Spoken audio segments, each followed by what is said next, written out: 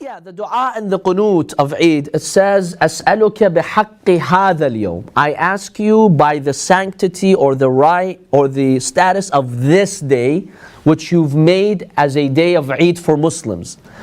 So some have said, it's only one day which is the Eid, right?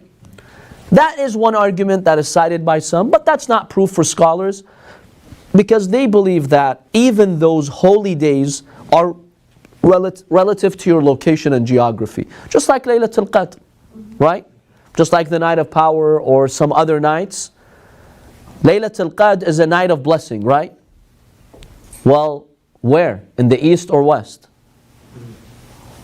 When do the angels come down? When the verse says that the angels continuously come down, is it which time zone is that?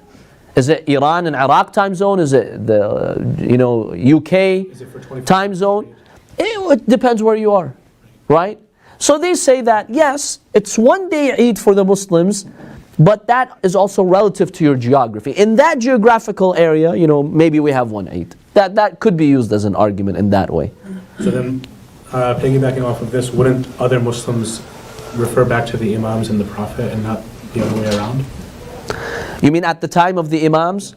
Well, we'll share with you a hadith. Sometimes in the city in which the Imam was living in, it was cloudy and there was no visibility.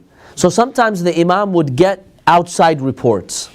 Okay. So yeah, there were examples of the Imams relying on outside reports. Generally, it's not a phenomenon in our hadith that outsiders, just regular believers, referring back to the Ma'soom and asking. No, that wasn't the case.